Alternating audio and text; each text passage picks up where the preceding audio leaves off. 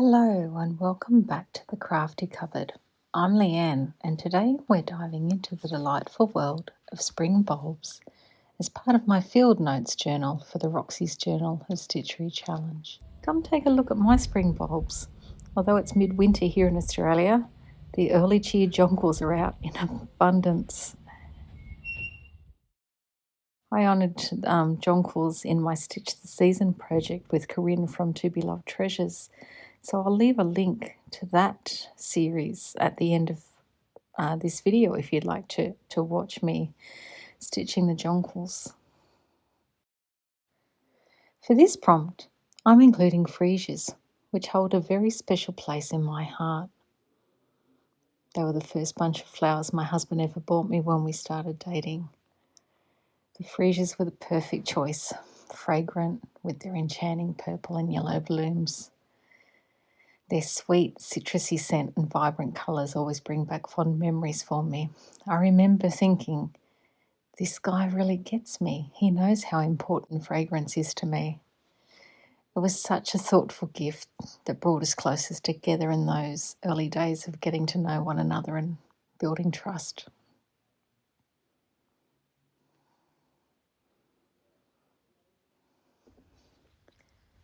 I used photo transfer paper to get these beautiful images of freesias onto the fabric and to capture the luminous glow of these flowers basking in gentle sunlight.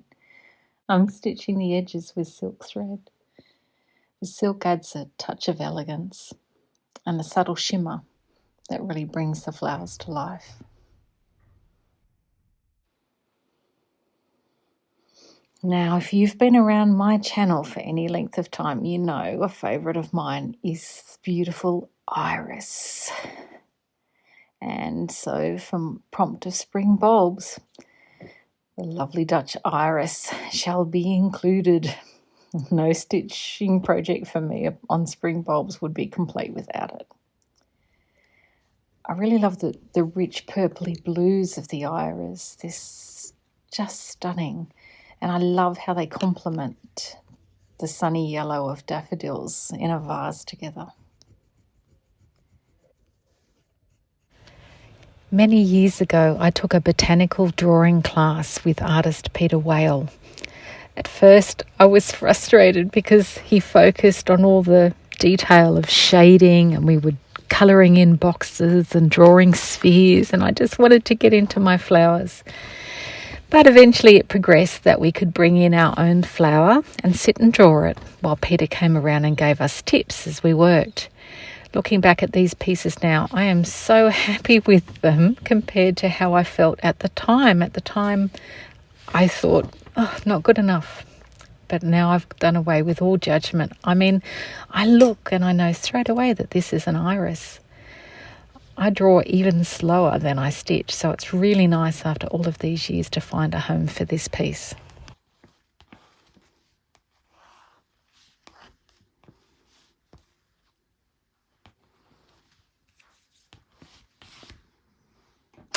The photo transfer has made this fabric feel like it's not going to fray at all, so that's really interesting effect.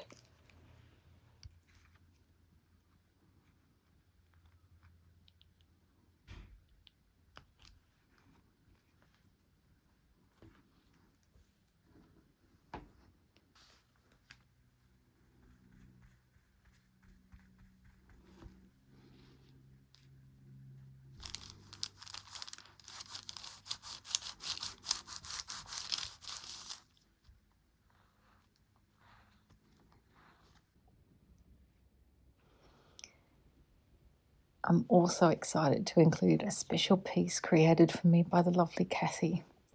Kathy's a subscriber and her work is exquisite. Can you see how she delicately enhanced the beauty of the original design with some selective thread painting? Just delicate little stitches here and there to add the dimension and highlights to the intricate details, making the piece just so vibrant. And I love how she extended the flower beyond the frame.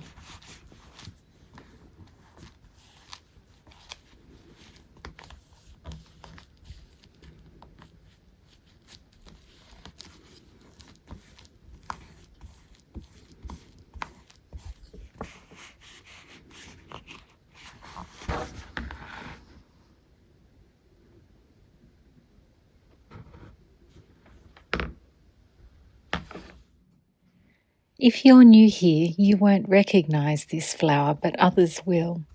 I created this as my favourite flower for down the garden path, Roxy's Journal of Stitchery. And it's episode 31 of my videos if you'd like to go and see me create this. It turned out to be too large to use in my scroll. And I think Christine commented that I would find the perfect place for it one day. Now, strictly speaking, this is a bearded iris, so it comes from a rhizome, not a bulb. But I think it belongs here with the other irises.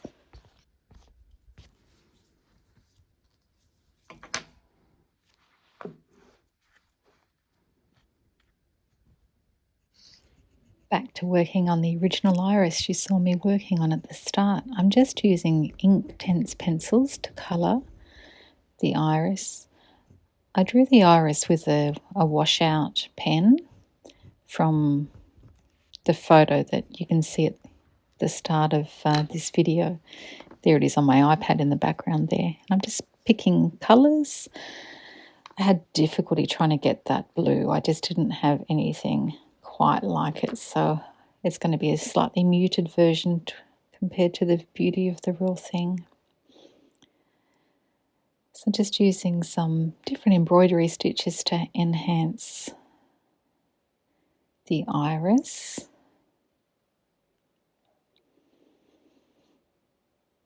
It's worked on a piece of linen. It's a linen hand towel that I found secondhand, and it had a big hole in it that's been stitched over, but it's very messy. The other end of the hand towel has, beautiful cut work and embroidery on it, so I'll rescue that piece as an entire piece, I think, and use it on a future project. And I'm going to use all the rest of the linen and little stitcheries like this.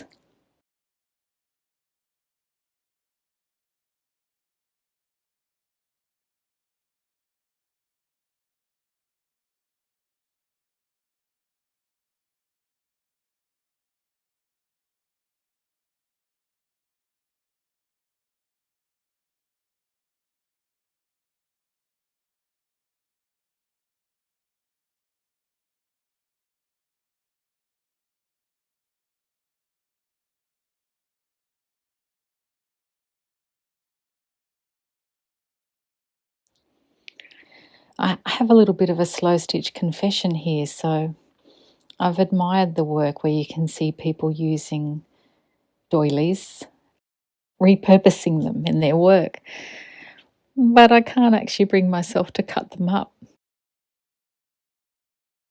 So my home has become somewhat of a doily sanctuary where the doilies can come and live out their life in peace.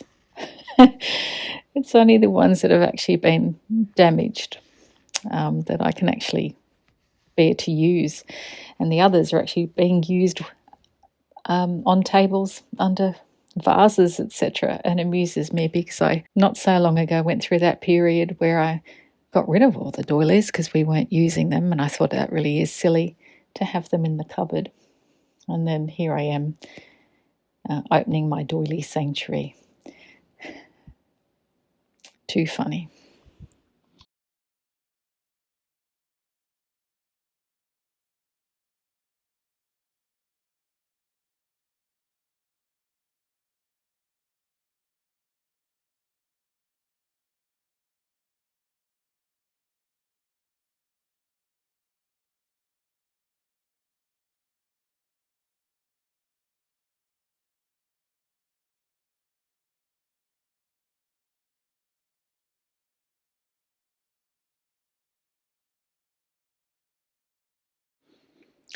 My water brush pen activates the ink in the Inktense drawings.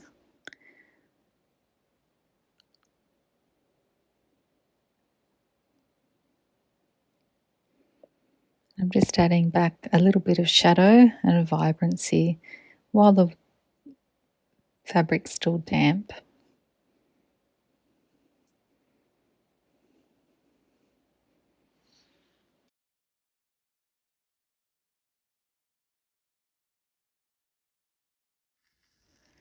Time to turn this lovely piece into a slow stitch tag. So I've cut around the edges of the iris, just leaving a thin border that I am now using just a running stitch to attach it to the card. In fact, it's not a card, it's paper shopping bag. It's quite easy to stitch through. And I'm just stitching close to the edge of the embroidery so as to not fray the fabric, to secure it well down.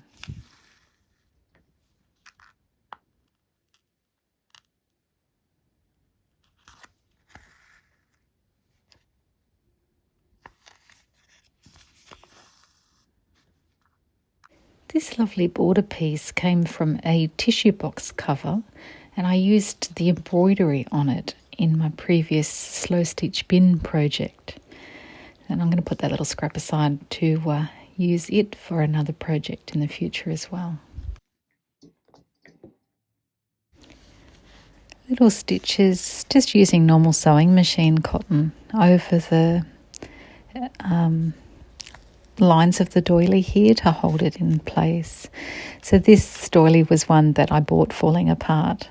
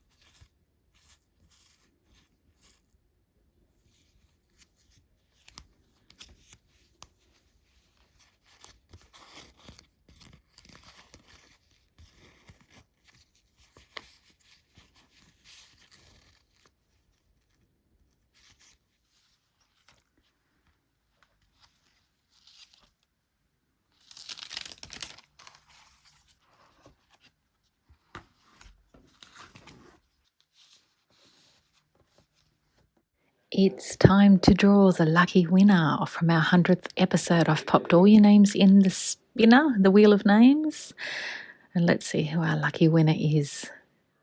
Congratulations to Tess. Well done. Congratulations to you, Tess. And thank you so much for everyone who entered.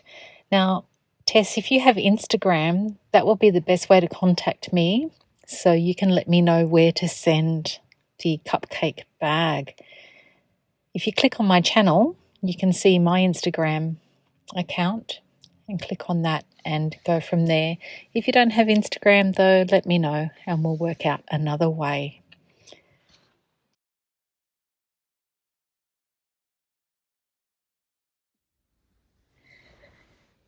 Thank you everyone for joining me today as we celebrated the beauty of spring bulbs. I hope you've enjoyed this glimpse into my field notes journal. If you did, please give this video a thumbs up, subscribe if you haven't already, and hit that notification bell so you never miss a new video. I'd love it if you'd share it with a friend who might like it too. So, do you have a slow stitch confession? Let us know in the comments below. Until next time, everyone, keep stitching with joy and love and finding calm and beauty in every creation. Happy sewing!